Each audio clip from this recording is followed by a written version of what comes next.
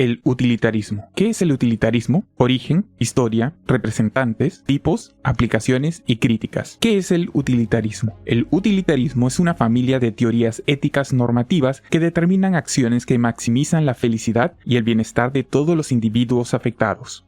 En ética, cuando se habla de ética normativa, se está hablando del comportamiento. En la rama de ética normativa se investigan los posibles criterios para determinar cuándo una acción es correcta y cuándo no la es, en un sentido moral. Entonces, el utilitarismo es una filosofía moral que busca maximizar la felicidad y el bienestar de todas las personas. Existen diferentes variantes del utilitarismo, pero todas coinciden que la palabra utilidad ha de ser entendida en el sentido de bienestar o conceptos relacionados. Jeremy Bentham, el fundador del utilitarismo, describió la palabra utilidad como la suma de todos los placeres que resulta de una acción, menos el sufrimiento de cualquier persona involucrada en dicha acción. Por ejemplo, supongamos que a mí, como persona, me gusta pescar en un lago y pesco con una caña de pescar tranquilamente. Entre comillas, prácticamente no he generado ningún daño a nadie. Pero ¿qué pasaría si ese lago está protegido por una comunidad junto con sus peces y la comunidad decidió que nadie podía pescar porque la comunidad ama y respeta a los peces? Mi felicidad, el acto de pescar, está afectando a las otras personas. Por lo tanto, mi felicidad causa sufrimiento en los demás. En este sentido, según el utilitarismo, se pone en una balanza mi felicidad por un lado y por el otro el sufrimiento de los demás. Se hacen cálculos y se determina si es útil. La suma de todo placer que resulta de una acción menos el sufrimiento de cualquier persona involucrada en dicha acción. Los actos se ponen en una balanza. Por un lado, mi felicidad y por el otro, el sufrimiento causado. El utilitarismo es una versión del consecuencialismo, al considerar que solo las consecuencias de una acción son el criterio a observar para definir moralmente si una acción es buena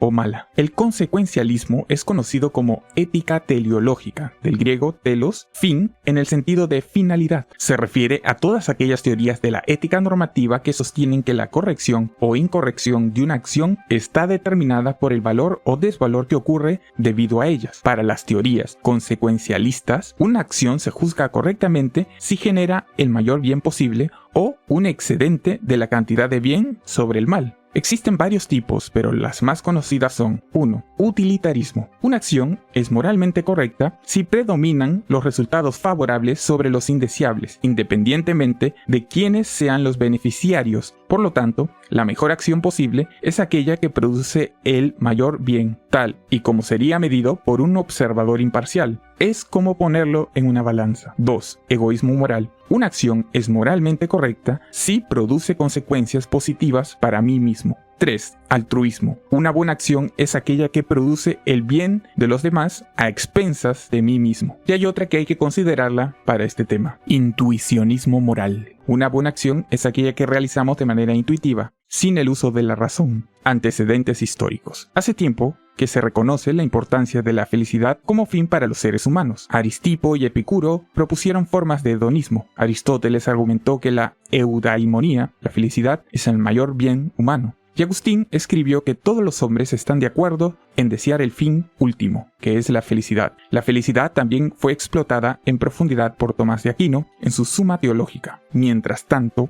en la India medieval, el filósofo indio del siglo VIII, Santideva, fue uno de los primeros defensores del utilitarismo, antes que existiera como tal. También existieron diferentes variantes del consecuencialismo en el mundo antiguo y medieval, como el consecuencialismo estatal del mohismo o la filosofía política de Niccolò Machiavelli, siglo XVIII. El utilitarismo, como una posición ética distinta, solo surgió en el siglo XVIII con Jeremy Bentham, el creador del utilitarismo. Pero hubo escritores anteriores que presentaron teorías que eran sorprendentemente similares. Francis Hutcheson introdujo por primera vez ideas utilitarias claves. La mejor acción es la que procura la mayor felicidad al mayor número de personas, y la peor es la que causa la mayor miseria. Hutcheson, en sus obras, incluyó varios algoritmos matemáticos para calcular la moralidad de cualquier acción. Al hacerlo, prefiguró lo que más adelante fue el cálculo hedónico de Bentham. John Gay. Algunos afirman que John Gay desarrolló la primera teoría sistemática de la ética utilitaria. aunque con una base teológica. David Hume, en una de sus obras, trató algunos aspectos utilitarios. William Paley, él fue el que desarrolló y popularizó el utilitarismo teológico de John Gate,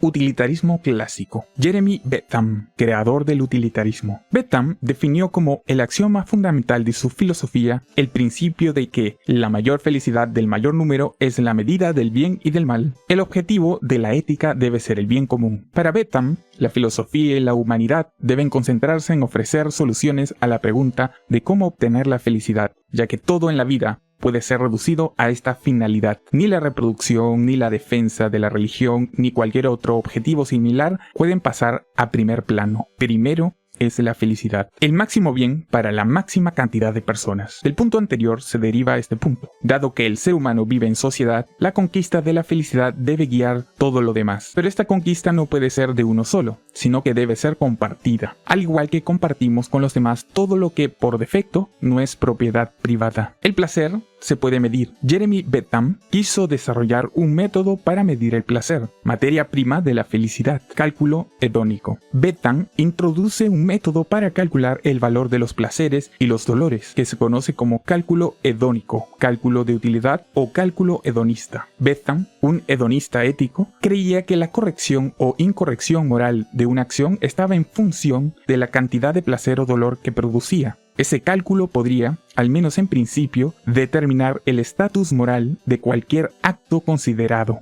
Para ser incluidas en este cálculo hay varias variables o vectores que Bentham llamó circunstancias. Estos son: 1. Intensidad. ¿Qué tan fuerte es el placer? 2. Duración. ¿Cuánto dura el placer? 3. Certeza o incertidumbre. ¿Qué tan probable o improbable es que ocurra el placer? 4. Proximidad o lejanía.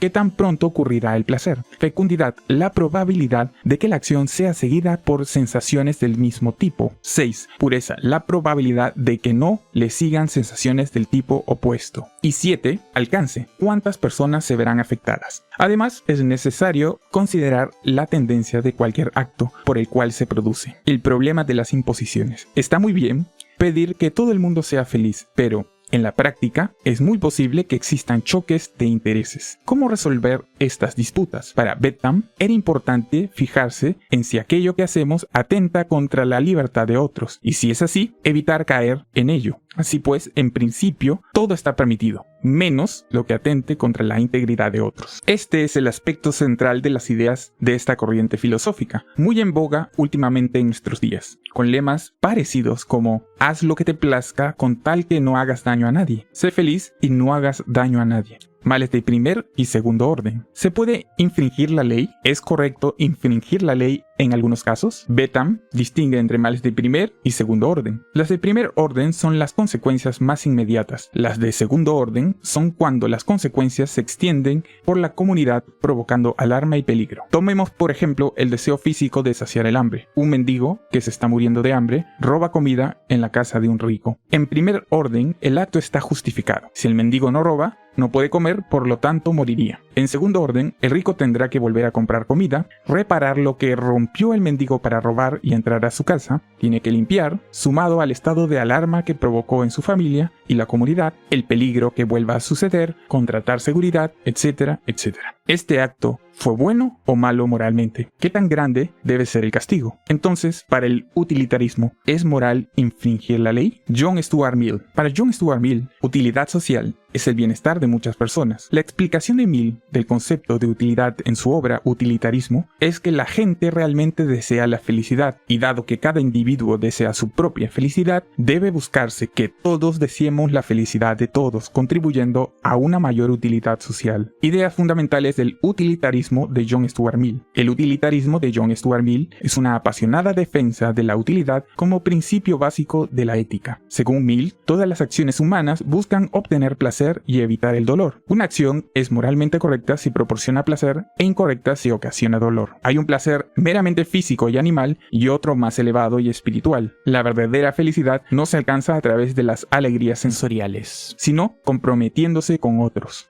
La felicidad de todas las personas es, entonces, el bienestar común. No es una mera idea abstracta. Se construye a partir de la felicidad concreta de muchos individuos. Una educación adecuada y un progreso constante pueden eliminar los males que aquejan al mundo. como la pobreza y las enfermedades. Mill defiende su teoría frente a los reproches de hedonismo y egoísmo. Ejerció una gran influencia en la teoría de la justicia y de la igualdad de oportunidades de John Rawls. Economistas liberales como Friedrich August von Hayek también recurrieron al principio de utilidad de Mills. Henry Sigwich. El libro de Sigwich, Los métodos de ética, se considera como el pico y culminación del utilitarismo clásico. Sigwich resume su posición en la ética como utilitarismo sobre una base intuitiva. Según Sigwich, para determinar la conducta correcta hay que usar métodos racionales. Él identifica 3 métodos y estos métodos tienen que estar equilibrados. Intuicionismo. La mejor decisión es la que es tomada en base a la intuición. Hedonismo egoísta, que solo tiene en cuenta el bienestar de uno mismo. Y hedonismo universal, o utilitarismo, que se preocupa por el bienestar de todos. Siglo XX. Después del utilitarismo clásico, aparecieron varios tipos de utilitarismo y autores. Utilitarismo ideal. Es un rechazo al utilitarismo puramente hedonista y argumenta que existe una gama de valores que tienen más peso que el placer. El placer no es la única medida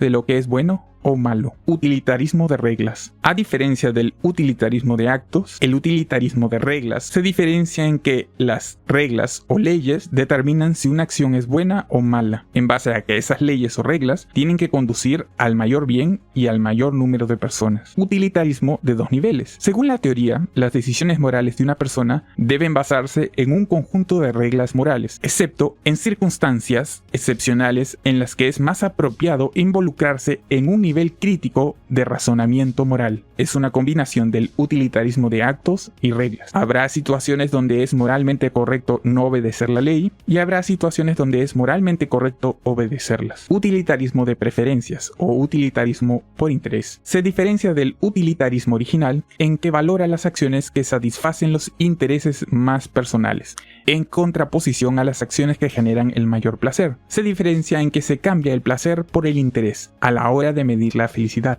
El utilitarismo negativo. En este utilitarismo se busca primero erradicar el dolor o sufrimiento y luego se busca el placer. No se pone en una balanza el placer y el sufrimiento, sino que se busca eliminar el sufrimiento. Y el utilitarismo de motivos se basa en los motivos más que en el placer o intereses. Críticas. Cuantificar la utilidad. Una objeción común al utilitarismo es la incapacidad de cuantificar, comparar o medir la felicidad o el bienestar. La utilidad ignora la justicia. Se podría decir que los utilitaristas estarían dispuestos a castigar a un inocente por el bien mayor. Por ejemplo, un grupo de personas que necesita dinero mata a un millonario para obtener su dinero. O poniéndolo más humano, un grupo de hambrientos mata a una persona para robarle su comida. Poniéndolo en una balanza, solo sufrió una persona, pero todos los demás salieron ganando. Predicción de consecuencias. Es imposible hacer el cálculo que requiere el utilitarismo porque las consecuencias son inherentemente incognoscibles, inescrutables, insondables, etc. Aun cuando se tuviera una tecnología súper avanzada, calcular las consecuencias de los actos a largo plazo es imposible. Calcular es contraproducente. Cuando se toma tiempo de calcular la mejor acción, es probable que la oportunidad de tomar la mejor decisión se haya pasado. Estas fueron algunas de las críticas más básicas. Aplicaciones. El concepto se ha aplicado a la economía del bienestar, distribución del dinero,